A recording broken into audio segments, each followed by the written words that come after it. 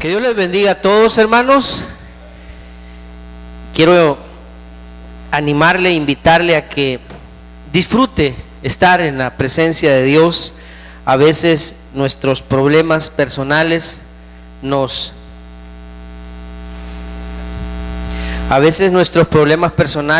quitan la paz, el gozo, nos quitan la tranquilidad.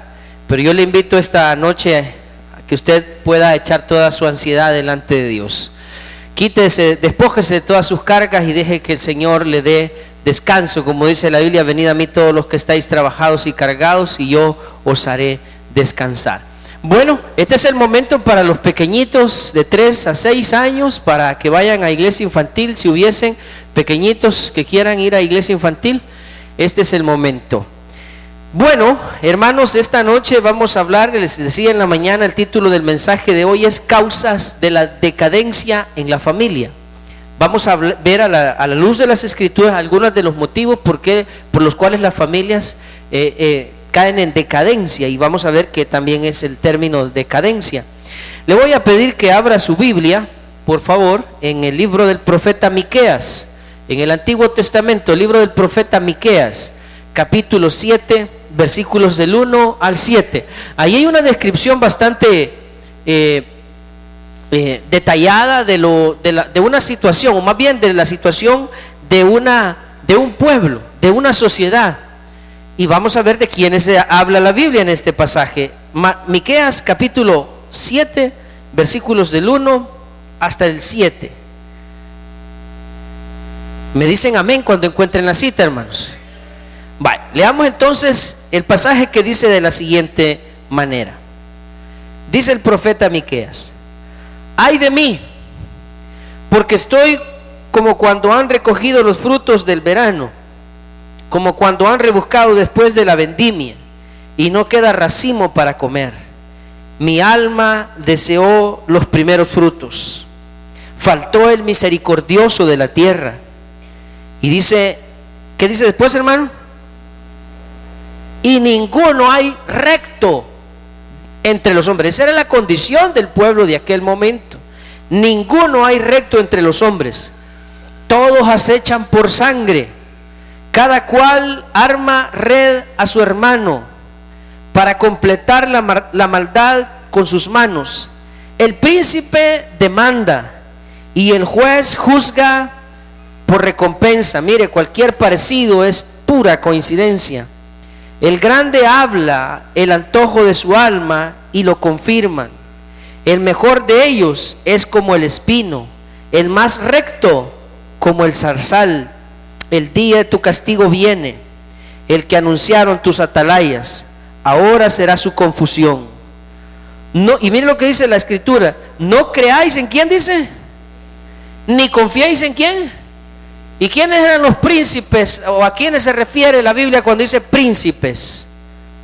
A los gobernantes, a los gobernadores, a las personas que gobernaban.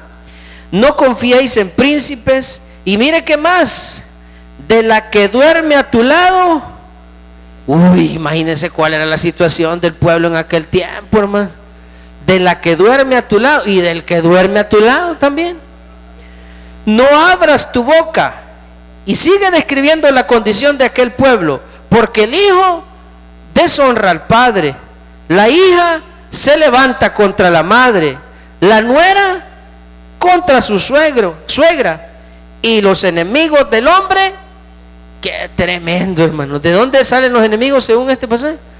No, hoy quiero aclarar algo. O sea, aquí no está diciendo que así son las familias. Aquí está describiendo la situación del pueblo de aquel momento en el que Micaías fue usado por Dios para traer esta profecía.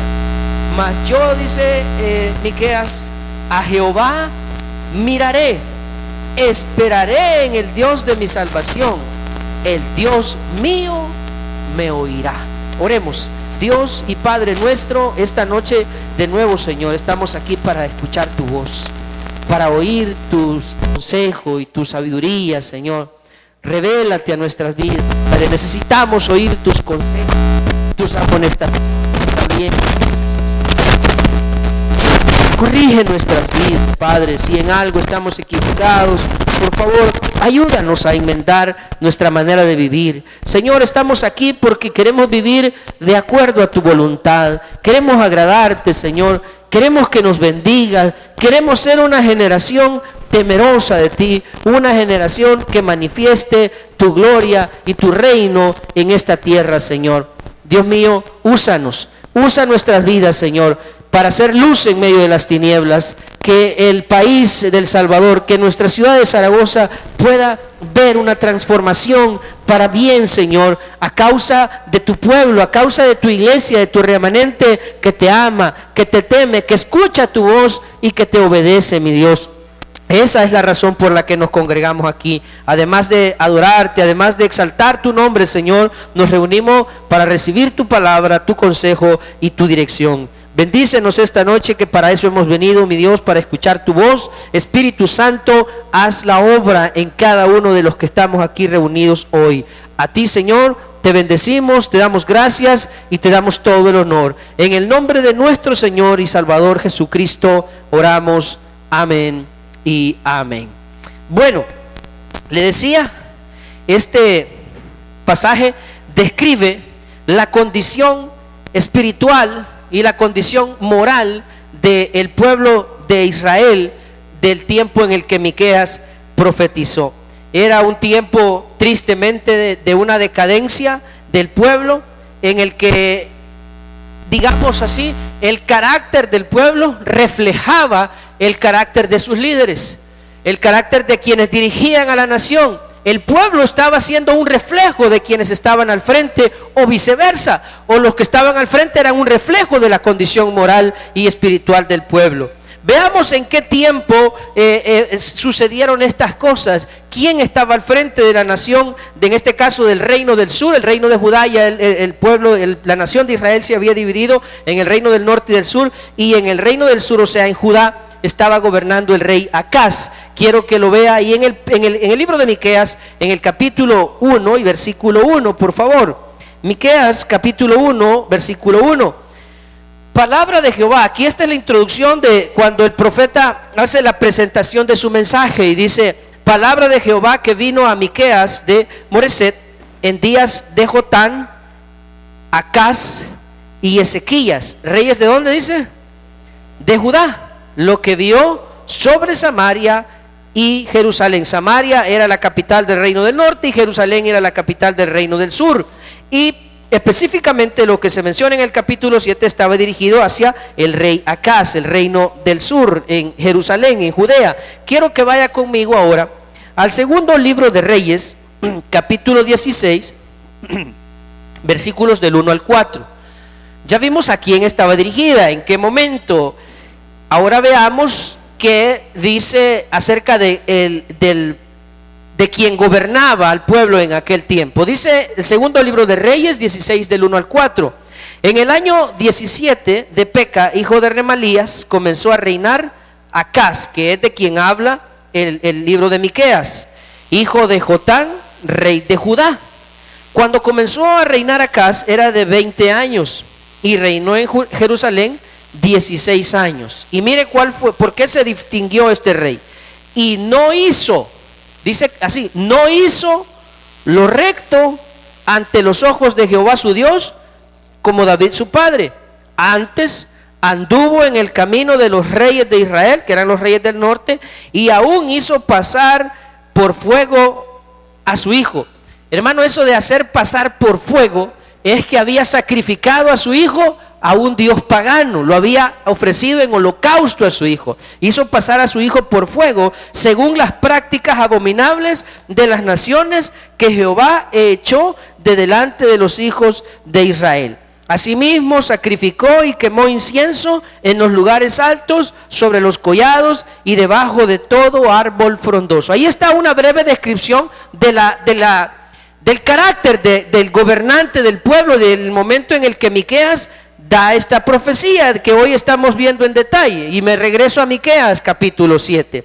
Mire qué triste lo que dice ahí la Biblia, que no había hombres rectos. Estoy de nuevo en Miqueas 7. Dice el versículo 2: ninguno hay recto entre los hombres, Todos acechan por sangre. Eso habla de la avaricia, habla de la maldad en el corazón de los seres humanos, cada uno tratando de aprovecharse del otro sin tener misericordia, sin importarle la vida de los demás. Cada cual arma red a su hermano, es decir, le hace trampa, hace cualquier clase de actos ilícitos, podríamos decirlo. Y dice luego en el 3, para completar la maldad con sus manos, el príncipe demanda, es decir, no se cansa de exigirle a sus súbditos, de pedirles, en este caso, impuestos y cualquier tipo de gravamen que le ponía al pueblo. Y el juez dice, juzga por recompensa. El grande habla el antojo de su alma, es decir, dice lo que quiere y lo confirman. Y el mejor de ellos es como el espino, el más recto como el zarzal. Hermano, ¿cuál era la condición de ese pueblo? Era una condición decadente completamente. ¿Y de quién está hablando la Biblia, este pasaje? ¿A quién se está describiendo este pasaje que hemos leído en Miqueas 7, del 1 al 7? Es el pueblo de Dios. ¿Es el pueblo de Dios o no era el pueblo de Dios? ¿Se imagina usted en estos días el Señor describiéndonos a nosotros? La pregunta, ¿escribiría el Señor cosas como estas? ¿Nos señalaría Dios pecados como los que estaba cometiendo el pueblo de Israel, específicamente el reino de Judá en aquel entonces? ¿Nos acusaría Dios de habernos olvidado de Él en nuestro tiempo? Eso es algo que a nosotros debería preocuparnos como iglesia. No digo que a los gobernantes, porque los gobernantes nuestros, tristemente, muy pocos y contados serán los que conozcan al Señor. Pero nosotros que somos la iglesia, a quienes Dios por su misericordia se nos ha revelado, deberíamos de saber escuchar la voz de Dios. Deberíamos nosotros también tener la capacidad de identificar cuando nos hemos desviado del buen camino, cuando hemos ofendido a Dios, cuando nos hemos apartado de Él. Esta era la situación del pueblo. Tristemente describe la condición del pueblo de Dios, la decadencia en la que habían caído. Y si ahora nosotros, eso que hemos visto ahí, que dice, por ejemplo, hay otros versículos más adelante en el que dice, no creáis en amigo, ni confíes en príncipe, de la que duerme a tu lado cuídate, el hijo deshonra al padre, la hija se levanta contra la madre, la nuera contra su suegra, y los enemigos del hombre son los de su propia casa. Hermano, eso habla, imagínense las familias que describe ahí. Los hijos deshonran al padre, la hija, dice, se levanta contra la madre, la nuera contra la suegra, y los enemigos del hombre son los de su propia casa. No hay amigos, dice la Biblia. No confíes en amigos porque no hay. Hermano, ¿qué demuestra eso, esa descripción? ¿Qué pone de manifiesto acerca del pueblo de ese momento? ¿Qué pone de manifiesto? Pone de manifiesto su decadencia. ¿Qué es decadencia? Habla de un deterioro que ya vamos a ver en qué áreas es que se encuentra el deterioro. Por eso el mensaje es la causa de la decadencia de la familia, porque esa es una familia de la que está hablando. Hijos que no aman, honran a sus padres, hijas que se levantan contra sus madres, nueras que se levantan contra sus suegras, y que el hombre no puede confiar ni en la que duerme ni la mujer puede confiar del que duerme a su lado. Cuando Dios creó a Eva, ¿con qué fin, con qué propósito Dios hace al hombre caer en profundo sueño y de una de sus costillas forma Dios a la mujer? ¿Con qué fin hace Dios a la mujer? Para que tengas un enemigo en tu casa, le dijo Dios. Así le dijo Dios.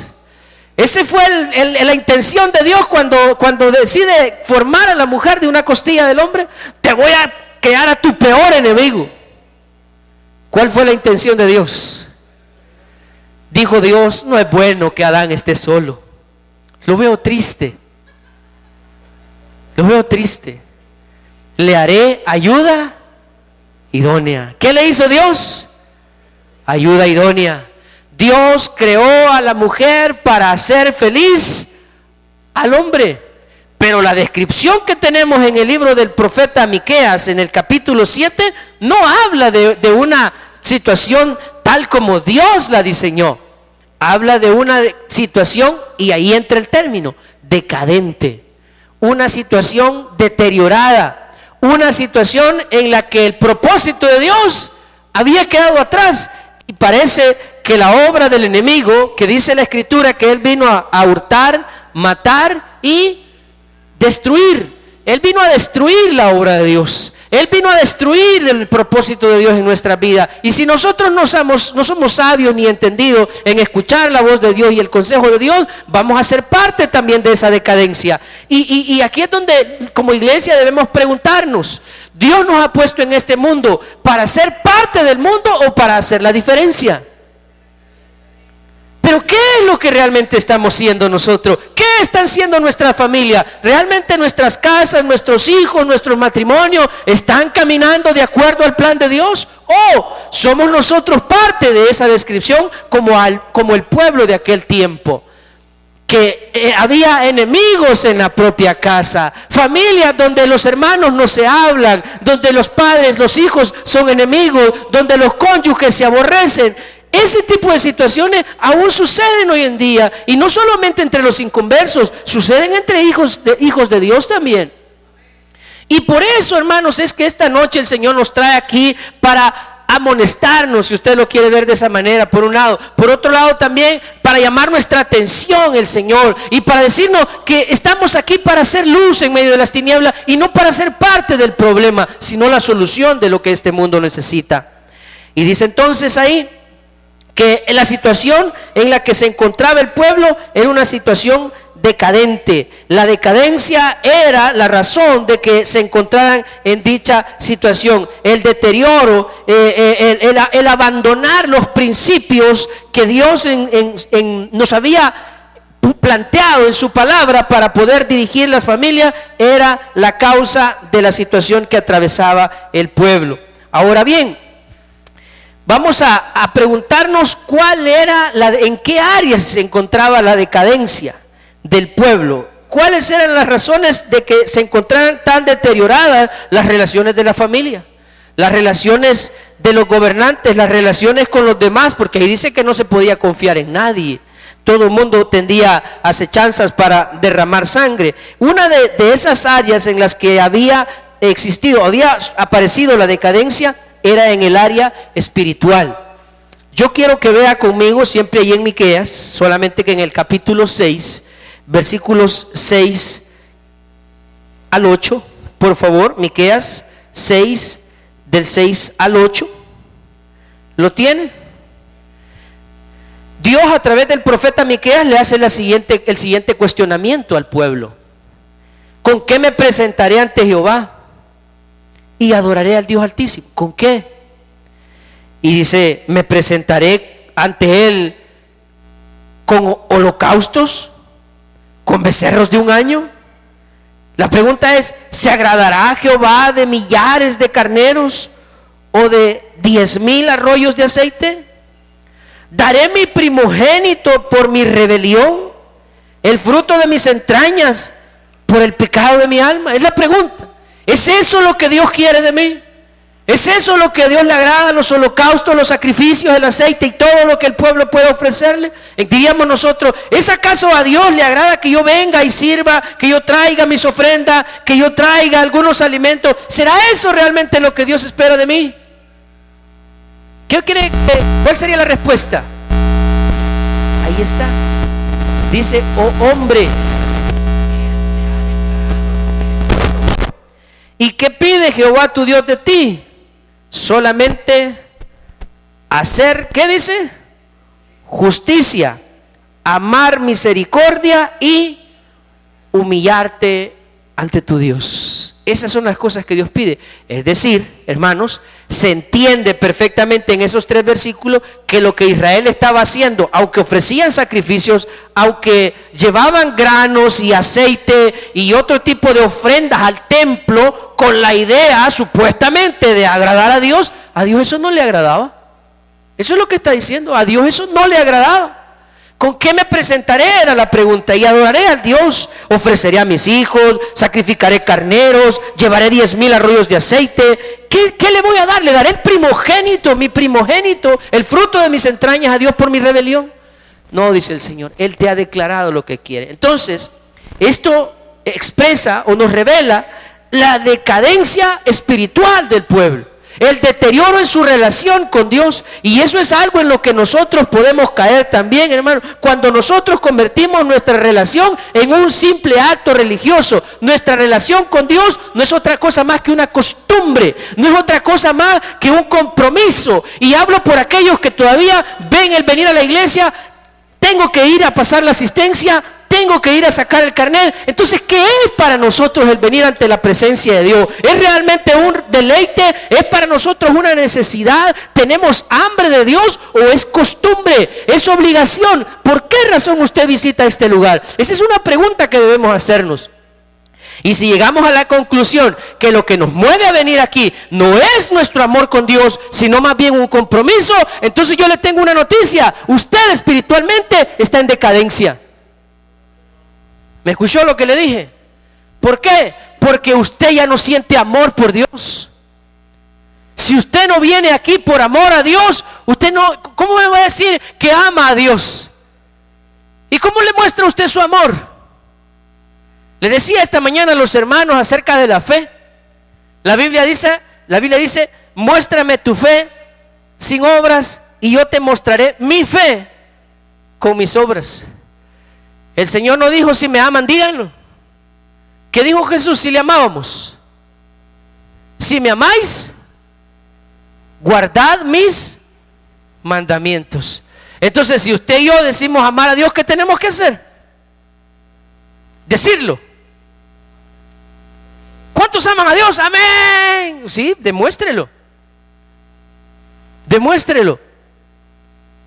No se trata solo de decirlo, se trata de demostrarlo. Y este pueblo tristemente había caído en ese deterioro espiritual porque la razón por la que visitaban el templo era solamente como una costumbre, como una obligación, como un deber ser. Y eso no debe ser así, hermano. O sea, usted y yo, y si en algún momento eso llega a pasarnos, es justamente la situación en la que nosotros tenemos que detenernos por un momento y examinar nuestras vidas. ¿Hacia dónde estamos yendo? ¿Qué estoy haciendo con mi vida? ¿Por qué estoy aquí? ¿Cuál es la razón de que yo visite este lugar? Es como si yo de repente, hermano, dijera en mi mente: hey, hombre, en esa iglesia yo veo que va mucha gente y se ve que algunos de ellos tienen dinero, así que voy a aprovechar y voy a empezar a llegarme a poner a la entrada de la iglesia a vender tamales, porque ahí va bastante gente. Entonces yo soy uno que voy a la iglesia por llegar a vender tamales, porque llega y vengo la primera vez y me va bien, porque vienen como 300 hermanos y cada uno me compró por lo menos 2 colas de tamales. Ya me hice mis $150 y me voy feliz porque vine a la casa de Dios y vendí tamales. ¡Qué bendición! Bendición es venir a la casa de Dios. Y el siguiente día ya no traigo solo tamales, traigo enchiladas. Y después pongo mi chalera ahí en la entrada de la iglesia, porque qué bendición es venir a la iglesia. ¿Cómo me va de bien en la casa de Dios? ¿Sería esa la motivación correcta para venir delante de Él? ¿Ah? O decir a algún joven: hombre, yo voy a ir a esa iglesia porque ahí hay muchachas bien bonitas y como son buenas cristianas, ahí sí ya la hice. Y empiezo yo aquí como que soy Cupido, a ver qué me sale. ¿Sería esa la razón, el motivo correcto para venir a este lugar? Hermano, una de las razones por las que ese pueblo estaba pasando por ese tipo de situación, ese deterioro moral, ese deterioro espiritual, el deterioro de las relaciones en la familia, a tal grado que no se podía ni confiar con la que duerme a la par. Los enemigos del hombre estaban en su propia casa. Era porque ellos habían caído primeramente en un deterioro de su relación con Dios. Se habían vuelto religiosos, ofrecían sacrificios por costumbre, se procuraban cumplir la ley solamente porque era un mandato. Ya no había amor. Y sabe que, ¿cuál es el primer mandamiento de todos que la Biblia nos enseña? Amarás al Señor tu Dios con todo tu corazón, con toda tu alma, con toda tu mente y con todas tus fuerzas. Esa es la razón por la que usted y yo debemos acercarnos a Dios. Esa es la razón por la que nosotros debemos servirle. Yo no digo que servir sea malo. Tampoco estoy diciendo que ofrendar sea malo. No estoy diciendo que venir 1, 2, 3 o las veces que sea al templo sea malo. Lo que estoy diciendo es la razón por la que venimos. Debe ser la razón correcta. Debe ser amor a Dios. No debe ser en ningún momento pesar en nuestra vida. Es decir, en el momento en el que se nos pasa por la mente, hoy es día en el que hay en la iglesia, hay culto. Entonces, ay, me toca ir, hoy me toca servir. Y empieza usted su actitud ya no es una actitud alegre, ya no es una actitud dispuesta, sino que ya lo hace con pesar. Algo está pasando en su vida espiritual. Y es tiempo de examinarse. La vida de los cristianos debe, más que ser una costumbre para nosotros, debe ser un estilo de vida. Nuestra relación con Dios debe ser un estilo de vida y no simplemente religiosidad. No se trata de cumplir con itinerarios ni compromisos sociales. Venir aquí significa alimentarnos espiritualmente, reconocer que necesitamos de Dios permanentemente, porque si no, vamos a llegar a la situación que también el libro de Apocalipsis nos describe. Tengo contra ti que has dejado tu primer amor. Yo debo decirles a algunos de ustedes, el hecho de que vengan aquí no quiere decir que están en su primer amor. Porque algunos vienen de chiripa, algún apuro los trajo. Y una vez, ¿cómo se dice? Superado el apuro. Salud, Señor. Me decía esta semana alguien, mire hermano, con tristeza le digo, hay unas personas que van a la iglesia, me dijo, solamente cuando tienen el apuro, me dijo. Y ya me dijeron nombre, ¿verdad? No se lo puede decir, por supuesto, por ética. Y ya me dijeron, mire, fulano de tal, va, me dijo, solamente cuando estaban, y ahí pedía, ay, que ayúdenme a orar, que ayúdenme a orar, que ayúdenme a orar. Una vez se le resolvió el problema, me dijo. No se volvió a ver en la iglesia, me dijo. Y me dice esta persona, qué triste ver, no digo cristiano porque eso solo Dios lo sabe si son o no son cristianos, pero qué triste ver gente que usa a Dios, bueno, no usa a Dios, ellos son los tontos, ¿verdad? Pero que busca a Dios como quien busca un botiquín. ¿Qué es eso, hermano? Solamente lo buscan en momentos de apuros, de agüites. Ay, me duele el estómago, ahí voy al botiquín a ver qué tomo para que se me pase el dolor de estómago. Me duele la cabeza, voy al botiquín para ver qué me tomo. Qué triste ver personas que ven a Dios de esa manera. Y nosotros hemos tratado de decirle que aquí no venimos al Señor solo cuando estamos en apuro. Al Señor se le busca todo el tiempo. Los que amamos a Dios no lo buscamos solo cuando las cosas andan mal. Lo vamos a seguir todos los días de nuestra vida hasta que nos vayamos con Él a su presencia. Si somos hijos de Dios, vamos a seguirlo siempre. Si no, solo lo vamos a seguir mientras nos dé de comer. ¿Se recuerda lo que Jesús le dijo a aquella multitud? Ustedes me siguen porque comieron el pan y se llenaron. Y como era de choto, ahí vienen otra vez, según ustedes de fiesta. Y les volvió a dar de comer Jesús a esos. Es que solo el Señor no estaba ahí para, como yo lo dije el otro día, el Señor no vino a mantener lagartos. El Señor vino a llamar a buscar y a salvar lo que se había perdido. Y Jesús en ningún momento engañó a nadie como hacen algunos.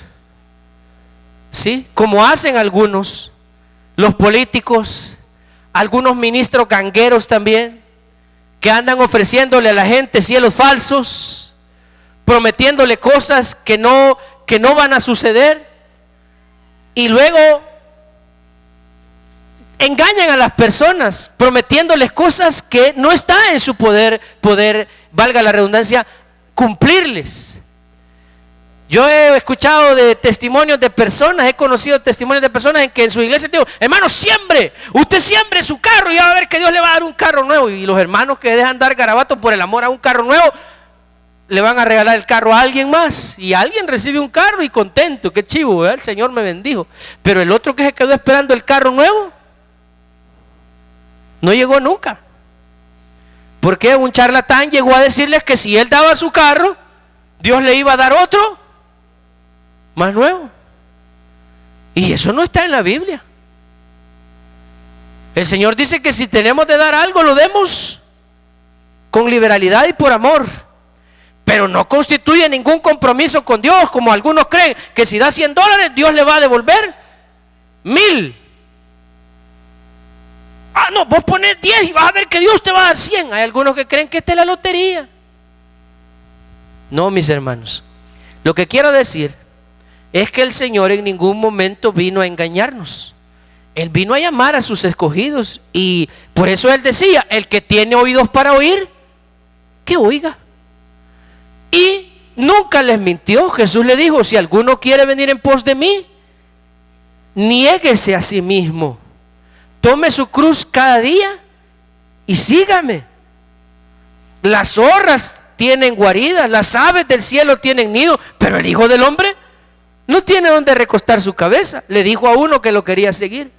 Le dijo: el que no aborrece a su padre, a su madre, a sus hijos, a sus hermanos y aún su propia vida, no puede ser mi discípulo. Jesús nunca les mintió. Jesús desde el principio les hizo ver lo que implicaba ser su discípulo. Jesús les dijo: si alguno quiere venir, primero vea si tiene lo suficiente para completar lo que va a comenzar. No vaya a ser que después de que comience a construir la torre y no alcance a completarla, todos los demás comiencen a hacer burla de él. Y lo decía acerca de los que querían seguirle.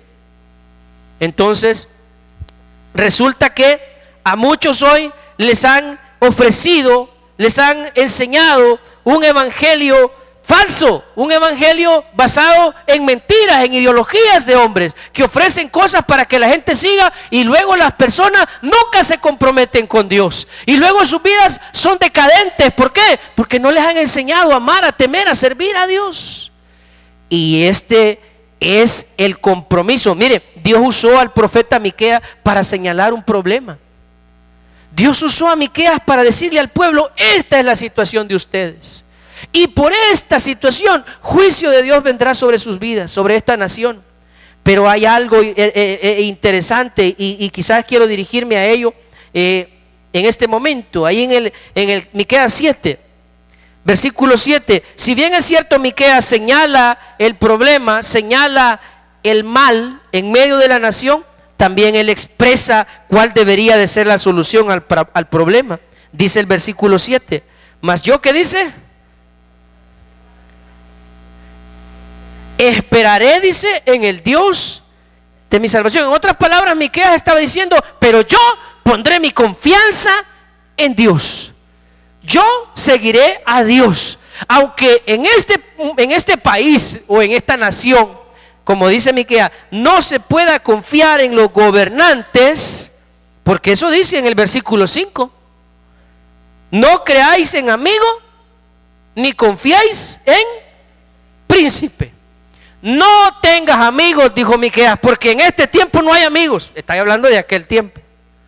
No confíes en los gobernantes, porque en este tiempo no hay gobernantes. El mejor de ellos, dice en el versículo 4, dice: el mejor de ellos es como un espino, el más recto es como un zarzal. Así de honestos eran los funcionarios de aquel tiempo. Los jueces, dice en el versículo 3, juzgan por recompensa, como hoy en día, que tuercen la ley a conveniencia del más poderoso. Esta era la situación de aquel tiempo. Y Miqueas dice: todo eso, en esas personas no se puede confiar, de ellos no se puede esperar nada bueno. Y entonces, ¿a quién acudir? Y dice Miqueas en el versículo 7: mas yo a Jehová miraré, esperaré en el Dios de mi salvación, el Dios mío me oirá. Y luego declara, poniéndose en el lugar de la nación de Israel, Miqueas dice: tú, enemiga mía, dirigiéndose a sus detractores, no te alegres de mí, a los pueblos enemigos de Israel, porque aunque caí, hablando de la cautividad, me levantaré. Aunque more en tinieblas, Jehová será mi luz. Es decir, que la respuesta y la solución a los problemas que enfrente la nación, la familia y quien sea que pase por un problema, ¿quién sigue siendo la respuesta para los problemas? Sigue siendo Dios. Esperar en Dios, buscar a Dios. Así dice la Biblia: buscad a Jehová mientras pueda ser hallado.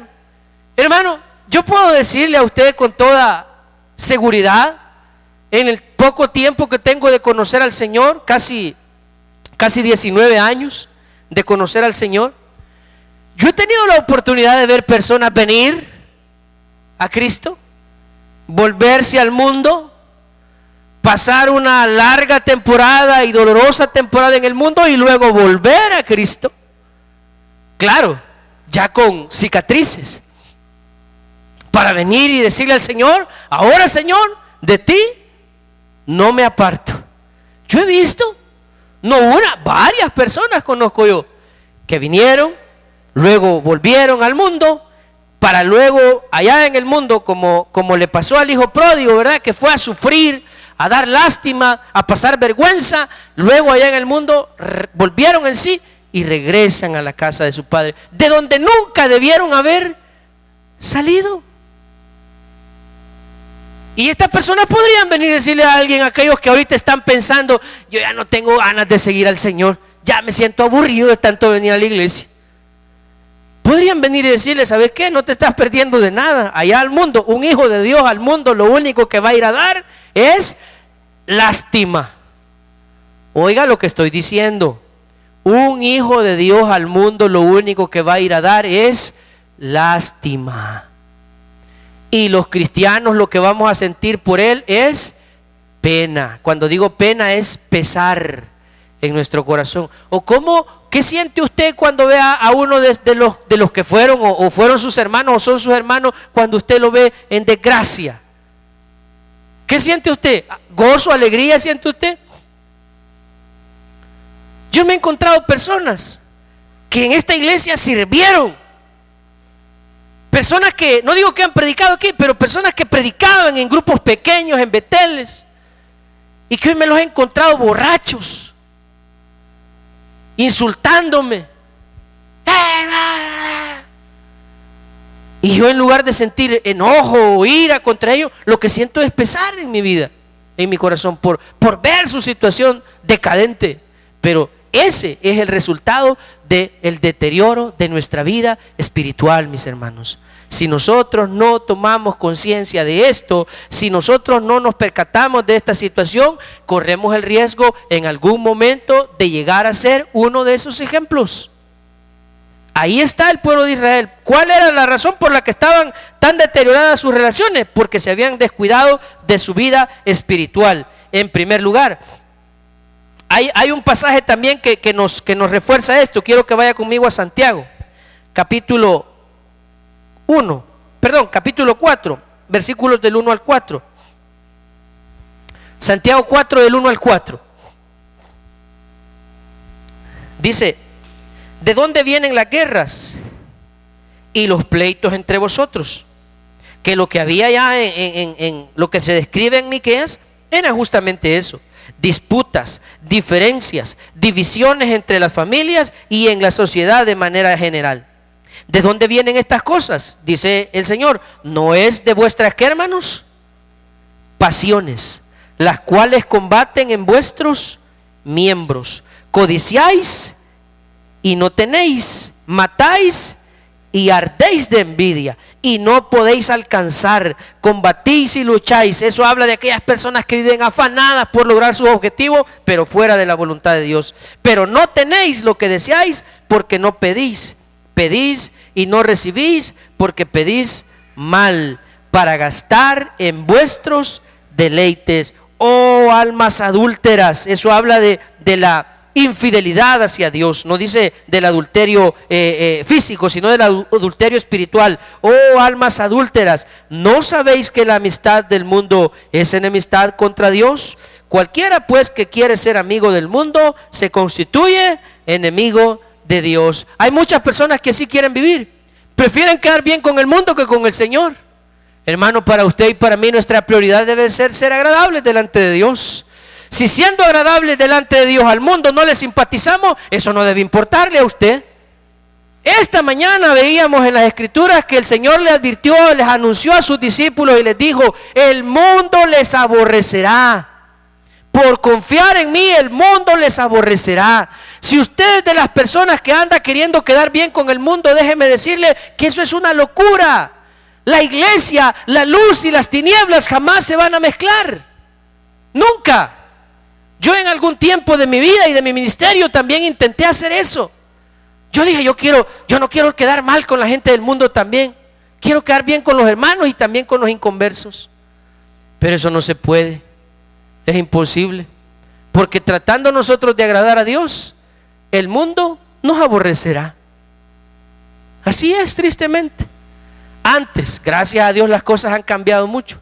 Pero antes, yo no sé si algunos de ustedes recuerdan, cuando estábamos en las celebraciones en la iglesia, nos agarraban a pedradas el techo. ¿No se acuerda alguno de ustedes de eso? Tronaban las pedradas, ¿verdad? Nos denunciaron varias veces con la policía, que mire, que eso es escandaloso, esto y aquí, y lo otro y allá. Nosotros queriendo agradar a Dios y a la gente eso le parecía. No vaya a ser que les pongan una cervecería a la par donde hay el bolos hasta medianoche, que no dicen. ¿Quién le va a querer ir a decir algo a un montón de bolos ahí pistoludos? ¿Verdad que nadie se queja de esos lugares? Nadie se queja. Pero de las cosas buenas siempre sale oposición. Y yo no sé si ustedes se acuerdan, algunos de ustedes se acuerdan, que recién nos pasamos para acá, nos querían hacer muro ahí en la entrada, ¿ve? No sé cuántos de ustedes se acuerdan, que no querían iglesia aquí. Es que estos hermanos decían, se quejaban de que ustedes ahí dejaban la basura tirada en el camino, decían. ¿Verdad? Bueno, y otras tantas cosas. El punto es, el mundo siempre nos aborrecerá. Con el mundo no vamos a quedar bien. A nosotros lo que debe importarnos es quedar bien con Dios. Entonces, el deterioro espiritual era una de las razones por las que las familias estaban en decadencia. ¿Cuál era la otra razón por la que el pueblo estaba en ese deterioro? Por su deterioro moral. Y cuando hablamos de moral, hermano, porque me queda poco tiempo, voy a ir al grano. Hablar de moral es hacer las cosas bien. Lo voy a decir de la manera más clara posible. Hablar de moral es hacer las cosas bien, pero bien respecto a quién. Eso es importante, porque para algunos, digamos, algunas filosofías, ser homosexual no tiene nada de malo, ¿o no? ¿Recuerdan ustedes que hasta el presidente de los Estados Unidos, cuando aprobaron en los Estados Unidos los matrimonios homosexuales, salió el presidente de los Estados Unidos, Barack Obama, a hacer una, ¿cómo se dice? Una declaración pública en el que dijo, yo recuerdo bien las cosas, más o menos las palabras que dijo Barack Obama. Los Estados Unidos, dijo, es líder en libertades. Los Estados Unidos es modelo hasta en libertades, dijo. Somos un país en el que a nadie se le prohíbe nada de lo que quiera. Si un hombre se quiere casar con un hombre, que lo haga. Si una mujer se quiere casar con una mujer, que lo haga. Fueron las palabras de Barack Obama. Entonces, cuando hablamos de moral, hacer lo correcto respecto a quién. Y aquí la iglesia debe saber que para nosotros nuestra norma de conducta y de manera de vivir es la Biblia. Amén. O sea, cuando alguien me pregunta, y hermano, ¿y yo debo hacer esto o no debo hacerlo? Usted lo que debe preguntarse es, ¿la Biblia dice que puedo hacer esto? La Biblia no me restringe, la palabra de Dios no me restringe a hacer esto y hacer lo otro. Todo lo que nosotros hacemos, si queremos saber si es bueno o malo, lo que tenemos que hacer es preguntarnos o acudir o recurrir a la palabra de Dios. Si la Biblia dice que está bien, puedo hacerlo. Si la Biblia dice que no, pues entonces no debo hacerlo. Ahora, hay otro detalle en esto, porque algunos me van a decir, mire hermano, pero hay cosas que no están contempladas en la Biblia. Por ejemplo, el consumo de cocaína. ¿Está contemplado en la Biblia eso? ¿El consumo de marihuana? Y alguien mira, entonces la Biblia no prohíbe fumar marihuana, ni tampoco usar cocaína, no lo prohíbe, así es que no está mal. Pero los cristianos también tenemos otro parámetro para saber lo que es bueno y lo que no es bueno. Y es el Espíritu de Dios que mora en nosotros.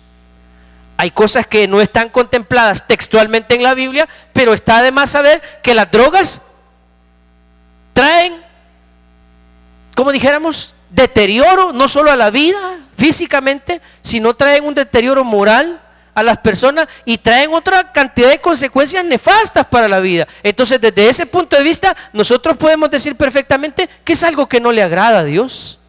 No necesita la Biblia tener un listado de cosas, y si sigue saliendo la Biblia, por ejemplo, no dice que es mala la pornografía, o lo dice. Hay algún versículo de la Biblia que dice, y no verás pornografía. Y como la Biblia no lo dice, entonces podemos ver pornografía los cristianos. ¿Verdad que no? Pero ¿de dónde surge esa convicción en el cristiano de saber que eso no es agradable a Dios? Porque el Espíritu Santo nos lo dice. Y así hay muchas cosas. ¿Qué pasó en el pueblo de Israel, del que estamos hablando en Miqueas? Ellos habían abandonado toda clase de principios. Eran deshonestos, porque el pasaje dice que los jueces, juzgaban por dinero. Los príncipes hacían lo que hacían también solamente por vanagloria. El mejor de ellos era como un zarzal. Eran desleales, eran egocéntricos, entre otras cosas. Es decir, había una situación moral que era un desastre en aquella nación. Si nosotros venimos a la iglesia, conocemos la voluntad de Dios, pero vivimos de una manera que no es compatible con las Escrituras, estamos en una decadencia moral. Y si estamos en decadencia moral, no nos preguntemos por qué nuestros hijos no nos obedecen, porque el pasaje de Miqueas dice que los hijos deshonran al padre. Si nosotros no estamos siendo ejemplo, si no estamos promoviendo los principios del reino de Dios, no nos preguntemos por qué nuestros hijos hoy nos faltan al respeto. Es verdad, hermanos, es cierto. Yo doy fe de eso. Y yo sé que los que pasamos de los 30 años, diremos que cuando éramos pequeños, si nosotros les contestábamos mal a nuestros padres, ¿qué hacían?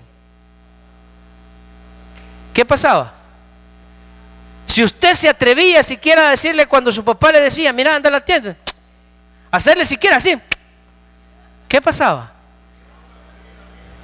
Usted despertaba como a los 10 minutos cuando sus hermanitos le echaban agua porque era el gran sopapo, ¿no es cierto? ¿Y hoy? ¿Y hoy? ¿Cómo contestan los jóvenes? Le dice la mamá, mira hijo, anda vos, hombre, yo estoy en el Facebook. ¿Cómo salen los hijos hoy? ¿Es igual? ¿Y de quién es la culpa? ¿De nosotros quiénes? Y sabemos que somos culpables de eso y nos quedamos así tan campantes. Es nuestra culpa y que sigan así las cosas. ¿Cómo cree que van a ser ellos educando a sus hijos? ¿Mejores o peores? Llega borracho el bicho, fumado, con los cigarros aquí en el oído. Mira, hijo, aquí no vayas a fumar adentro que me hace daño, le dije la mamá. Dios mío. ¿Cuál es el ejemplo? ¿Cuál es el orden que nosotros les estamos enseñando? ¿Cuáles son los principios que estamos implementando? ¿Estamos realmente nosotros promoviendo en nuestra casa la lectura de la Biblia? ¿Estamos promoviendo nosotros la obediencia, el temor a Dios en nuestras casas? Hermano, con todo respeto se lo digo y sin el ánimo de ir en contra de las autoridades, pero la Biblia dice, obedeced a Dios antes que a los hombres. Usted olvídese de la ley lepina. A usted lo que usted debe tomar en cuenta es lo que la palabra de Dios nos dice. Si usted hace lo que la ley lepina dice, vamos a tener un montón de rebeldes y drogadictos, asesinos y violadores en nuestras familias. Usted haga lo que la palabra de Dios le enseña. Y alguien, hermano, mire, tenga cuidado con lo que dice. Hermano, si nosotros justamente por querer quedar bien con el mundo, es que estamos como estamos. Usted y yo tenemos la Escritura. Hagamos, porque a mí me han preguntado, hermano, ¿y es malo castigar a los niños con cincho, con vara? No, hermano, si eso dice la Biblia. Dios llegó al extremo de decir, si un hijo es contumaz y rebelde, mátenlo. Yo sé que esto le suena a usted grave y severo, pero eso dijo Dios.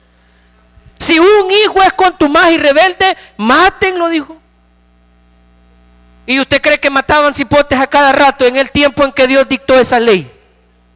Habrán matado uno o dos cuando los demás vieron. ¿Usted cree que siguieron el ejemplo? Ay, Dios. Si ahora en día hiciéramos eso, nuestros hijos no nos faltarían el respeto. Le diríamos nosotros, me volvés a faltar el respeto y te mato. ¿Y usted cree que no nos creerían? Pero claro, como hay un montón de papás alcahuetos, te voy a pegar, te voy a pegar, te voy a pegar, te voy a pegar, te voy a pegar. Y ya el bicho, ya cállese, hombre, y ni hace nada. Bueno, el tiempo se me termina. 2 áreas en las que aquel pueblo que está descrito en Miqueas capítulo 7 había fracasado: el deterioro espiritual y el deterioro moral. ¿Cuál fue el resultado? Ahí está: familias desintegradas, familias enemistadas, hogares divididos, desintegrados completamente. No había temor a Dios, había una completa degradación moral y social en aquel tiempo. Eso describe la Biblia, no me lo estoy inventando yo.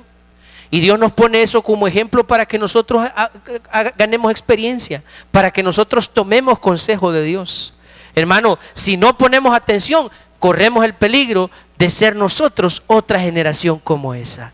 Así es que Dios nos ayude a ser entendidos, a ser nosotros sabios y a escuchar al Señor antes que sea demasiado tarde. Vamos a orar. Señor.